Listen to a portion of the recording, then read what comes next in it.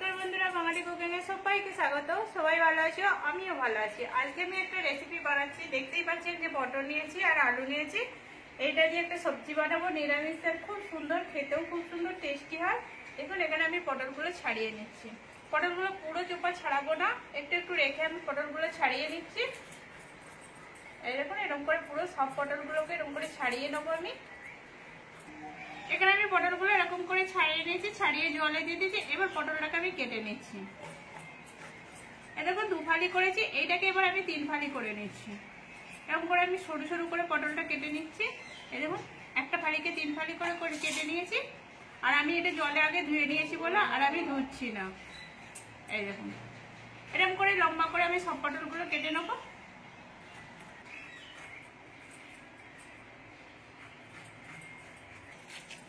দেখুন এখানে আমার পটলটা কাটা হয়ে গেছে। এবার আলুটাকেও আমি একটু মোটা করে কেটে নিচ্ছি।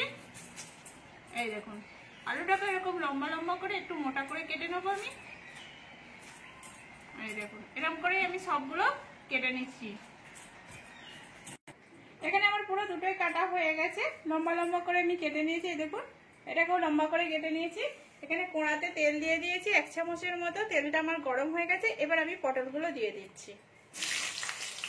এরকম আমি পটলগুলো দিয়ে দিলাম সবগুলো। এবার একটু হালকা নুন দিয়ে দেবো, অল্প করে নুন দিয়ে দিচ্ছি। দিয়ে এবার পটলটাকে আমি কিন্তু গ্যাসটা কম করছি নি, একটু গ্যাসটা হালকা জোর রেখে আমি এটা ভেজে নিচ্ছি।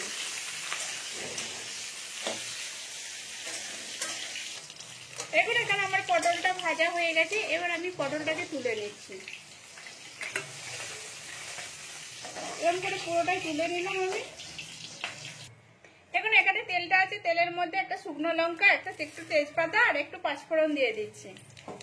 এটা একটু ভাজা হয়ে গেলে এর থেকে একটা সেন্ট আসবে, তখন আমি আলুগুলো দিয়ে দেবো। আলুগুলো দিয়ে দিলাম। আলুগুলোকে এবার একটু ভেজে নেবো। এর মধ্যে আমি একটু নুন দিয়ে দিচ্ছি, দিয়ে আমি একটু নেড়ে নিচ্ছি এটাকে। প্লিজ এখানে আমার গান বাজছে, আমি যতটা পাচ্ছি আওয়াজ দিচ্ছি। এখানে আমি আদা আর কাঁচা লঙ্কা বেটে রেখেছিলাম 1 চামচের মতো, এটা দিয়ে দিলাম। আমার পুরনো নতুন বন্ধুদের অসংখ্য ধন্যবাদ। এভাবে আমার পাশে থাকুন। এটাকে একটু আমি ভালো করে ভেজে নিচ্ছি। আর প্লিজ আমার ভিডিওটা যদি একটু ভালো লাগে প্লিজ সাবস্ক্রাইব করে পাশে থাকবেন। এবার এটাকে আমি একটু ভালো করে ভেজে নিচ্ছি। এখানে আমার আদাটাও ভাজা হয়ে গেছে। এবার আমি একটু জল দিয়ে দিচ্ছি। এটা একটু আমি হালকা জল দিয়ে দিচ্ছি, আলুটাও আমার একটু সিদ্ধ হয়ে যাবে। এই দেখুন, দিয়ে আমি এটাকে ঢাকা দিয়ে দেবো। দেখুন এখানে আমার আলুটা ভালো করে কষিয়ে নিয়েছি এর সাথে। দেখুন আলুটাও আমার অনেকটা সিদ্ধ হয়ে গেছে। এবার আমি এর মধ্যে মশলাগুলো দিয়ে দিচ্ছি। এখানে আমি 1/2 চামচের মতো হলদি পাউডার দিলাম, 1/2 চামচ জিরে পাউডার, লঙ্কা গুঁড়ো দিলাম 1/2 চামচেরও একটু বেশি, কেন আমরা একটু ঝাল কম খাই। এবার ঝালটা আপনাদের অনুযায়ী দেবে। ধনে গুঁড়ো দিলাম 1/2 চামচ, হালকা নুন দিয়ে দিচ্ছি। আমার কেন সবেতেই নুন দেওয়া ছিল সেজন্য আমি দিয়ে দিলাম। এটাকে আমি একটু ভালো করে কষিয়ে নিচ্ছি। এবার এর মধ্যে আমি যে পটলগুলো ভেজে রেখেছিলাম পটলগুলো আমি দিয়ে দিলাম। পটলগুলো দিয়েও এগুলো আমি ভালো করে কষিয়ে নিচ্ছি এর সাথে। একটু কষিয়ে নিলাম। এবার এখানে যে আমি টমেটোটাকে পেস্ট করে নিয়েছি, একটা টমেটো নিয়েছিলাম, টমেটোটাকে আমি পেস্ট করেছিলাম, টমেটোটা দিয়ে দিলাম। টমেটোটা দিয়েও আমি ভালো করে এটা ভালো করে কষিয়ে নিতে হবে। আর এইটা যতটা কষাবে ততটাই ভালো হবে খেতে।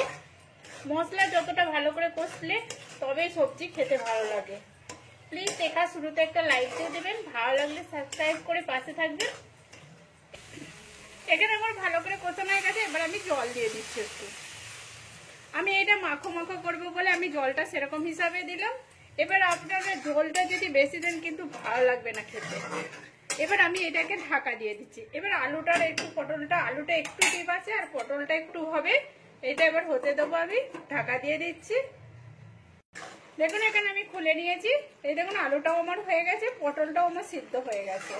এবার এর মধ্যে আমি একটু চিনি দিচ্ছি। দেখুন একবারে অল্প চিনি দিচ্ছি আমি, যাতে স্বাদটা খুব সুন্দর ব্যালেন্স আছে। এবার এর মধ্যে আমি একটু গরম মশলা গুঁড়ো দিয়ে দিচ্ছি। 1/2 চামচের মতো একটু গরম মশলা গুঁড়ো দিয়ে দিলাম। গরম মশলা গুঁড়োটা দিয়ে আমি ভালো করে নেড়ে নিচ্ছি।